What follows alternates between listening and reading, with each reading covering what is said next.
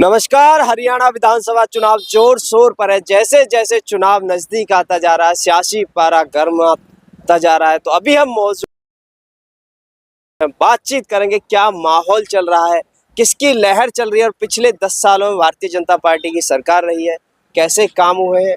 मेरे साथ एक भाई है, उनसे बातचीत करेंगे और जानेंगे कि क्या माहौल चल रहा है।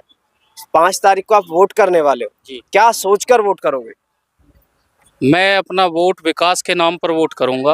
विकास के नाम पे वोट करोगे? जी। अभी जो पिछले दिनों बीजेपी सरकार रही है उसमें हर आदमी हर वर्ग त्रस्त है।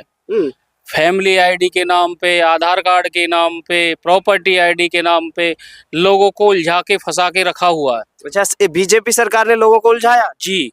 अब जो है लोग कांग्रेस से आस लगाए बैठे हैं और अब जो भी युवा आने वाली नई पीढ़ी है भूपेंद्र सिंह हुड्डा जी की सरकार की तरफ आस लगा के बैठी है। चाहे वो रोजगार हो, चाहे वो नौकरियों की बात हो, जो हुड्डा साहब ने पिछले दिनों काम किए हैं, अब सारा वर्ग उनको दोबारा से याद कर रहा है और उनकी तरफ आस लगाकर बैठा हुआ है। अच्छा, पिछले 10 सालों में सरकार रही है भारतीय जनता पार्टी की, हरियाणा में भी और केंद्र में भी। आपके हरियाणा को मिला क्या? हरियाणा की बात करें, जो भी काम हुए हैं वो कांग्रेस के ही कार्यकाल में हुए हैं। जैसे कि अपना सेक्रेटरीट बना है, डॉक्टर साहब भीमराव अंबेडकर कॉलेज बना है, और चाहे जो है कोई यूनिवर्सिटी आई हैं, वो सब कांग्रेस के टाइम में ही आई हैं। अभी पिछले 10 सालों में बीजेपी सरकार ने कोई ऐसा काम नहीं किया जिसके लिए उनको वोट दिया जाए। अच्छा, बीजेपी ने कुछ नहीं किया? बीजेपी ने कोई काम नहीं किया। अच्छा, रोजगार को लेकर बात करें तो भारतीय जनता पार्टी कहती है हम युवा हमारे साथ हैं।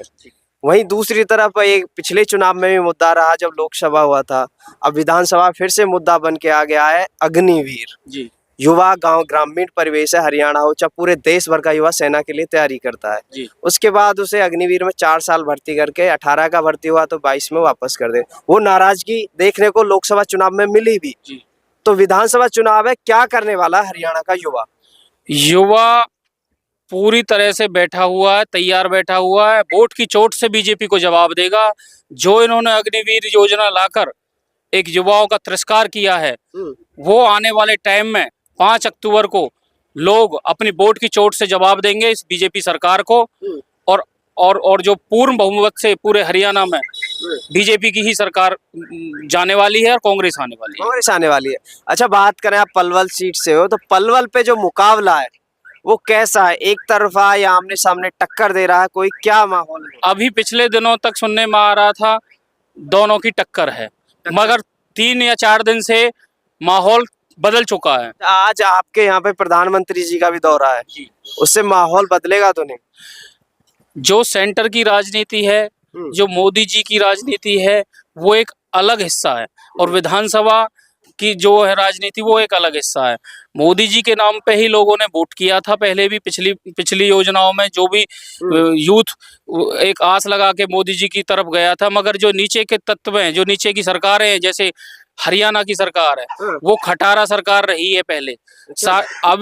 अब इनके बीजेपी के लोगों के पास और नेताओं के पास मुख्यमंत्री को बदल दिया गया। आपने देखा होगा पिछले दिनों 6 महीने विधानसभा के चुनाव के नजदीक आ गए और उन्होंने मुख्यमंत्री अपना चेंज कर दिया, नायब सिंह सैनी को बना दिया।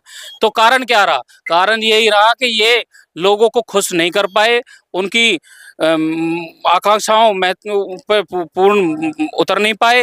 हरियाणा सरकार फेल रही, मतलब कुल मिला के हरियाणा सरकार पूरी तरह से विफल रही है हरियाणा में। अच्छा, अब नए मुख्यमंत्री दे दिए हरियाणा सर, जो बीजेपी ने, उन्होंने एक वादा किया चुनाव से पहले कि किसानों का, पूरे पिछले साल हरियाणा का, पूरे देश भर का किसान बीजेपी से असंतुष्ट नजर आया, चाहे वो दिल्ली में बैठे हो चाहे वो बॉर्डरों पर रोके गए हो। अब उन्होंने एक वादा फिर से किया कि अगर बीजेपी की सरकार हरियाणा में आती है तो एमएसपी, वो 24 फसलों पे एमएसपी जो जिसको लेकर किसान बराबर मांग करते रहे, 700 किसानों की शहादत हुई, कह रहे हैं कि अब बीजेपी एमएसपी देगी हरियाणा में। अगर ये काम करना था इनको तो पिछले 10 साल में क्यों नहीं किया इन्होंने? 10 साल में इनको किसने रोका था काम करने के लिए? ये केवल चुनावी जुमला है जो इसको इन्होंने विधानसभा चुनाव जब नजदीक आ गए हैं, बिल्कुल इनको सर पे दिखाई दे गया कि भाई अब तो तुम्हारी सरकार जाने वाली है। अब ये झूठी घोषणाओं के अलावा इनके पास कुछ नहीं रहा। ये झूठी घोषणाओं का पिटारा इन्होंने खोल रखा है और होना जाना कुछ नहीं है। अब तो जो है हरियाणा का युवा हो और कोई महिलाएं हों, बच्चे हों, बुजुर्ग हों, सब जो है आस लगाकर जो है अब कांग्रेस की तरफ ही देख रही है। भूपेंद्र सिंह हुड्डा की सरकार बने। मैनिफेस्टो की बात करूं, कांग्रेस मैनिफेस्टो में लेके आई है 500 रुपए का सिलेंडर, 2 लाख नौकरियां, 6000 पेंशन। तो ये जो मैनिफेस्टो है भारतीय जनता पार्टी, इनमें से कुछ तो भारतीय जनता पार्टी भी जैसे 500 का सिलेंडर देने के लिए कह रहे हैं, मगर वो पेंशन के लिए नहीं कह रहे, नौकरियों के लिए वो भी कह रहे हैं। तो इन दोनों में फर्क क्या, कौन देगा? देखो, अगर नौकरियों की बात की जाए तो भाजपा सरकार ने हरियाणा के अंदर एक कौशल विभाग योजना चलाई। कौशल के माध्यम से इन्होंने एक जुमले की एक वो प्रक्रिया चलाई हुई है। अपने लोगों को इन्होंने उसमें भर्ती किया है और भर्ती भी कच्चे कर्मचारी लगाए हैं। उसमें जो भी भर्ती हुआ है उसको आज से कल का ये पता नहीं कब तुम्हारी जो है तुम्हें निकाल दिया जाएगा। वो परमानेंट जो भर्ती है, जो हरियाणा में 2 लाख भर्तियां खाली पड़ी हैं, वो भर्तियां इन बीजेपी की सरकार ने क्यों नहीं भरी? क्यों किसने रोका हुआ था इनको? और वो जो भर्तियां अगर निकलती और लोगों को रोजगार मिलता तो क्यों लोग दूसरी तरफ जाते? अब जो है इनकी सारी देख के सारा सिस्टम को लोग जो है अब बीजेपी को ही भगाना चाहते हैं, कांग्रेस को चुनना चाहते हैं। बीजेपी का इस बार कितना सीट क्या लगता है, कितने डिजिट में आ जाएगी? सिंगल डिजिट या फिर क्रॉस करेगी, फाइट में रहेगी गठबंधन में, क्या है? ये आपने देखा होगा पिछले विधानसभा में ये इन्होंने नारा लगाया था 75 पार। तो 75 पार तो नहीं हुआ, मगर जो है मिली जुली सरकार बनाई इन्होंने, गठबंधन की सरकार, जिसमें भ्रष्टाचार का बोलबाला बहुत चरम सीमा तक पहुंच गया। आज आप किसी भी दफ्तर में जाओगे तो बगैर आपके पैसे लिए कोई आपका काम नहीं कर सकता कर्मचारी, क्योंकि कर्मचारियों को कोई भय नहीं है, किसी बात का कोई डर नहीं है। तो इसी जो है देखते हुए ये लोगों ने मन बना लिया है कि कांग्रेस की सरकार बनानी है। हरियाणा बदलाव की तरफ हरियाणा बिल्कुल परमानेंट बदलाव की तरफ है और आने वाला टाइम हरियाणा में कांग्रेस का ही है। अच्छा, कांग्रेस का ही है? कांग्रेस का ही। अच्छा, अभी आप हमें इस सीट पे हैं, 3 सीट पे हैं, यहाँ आप आए हुए हो, यहाँ पे पायलट साहब भी आज आए हुए हैं, तो क्या लगता है इस सीट का माहौल? देखो, यहाँ भी वही मुद्दे हैं जो पूरे हरियाणा में सब जगह सारी विधानसभाओं पे यही मुद्दे हैं। रोजगार का मुद्दा सबसे पहले, रोजगार का मुद्दा है। अब यहाँ भी वही हालात इन्होंने करके रखे हैं।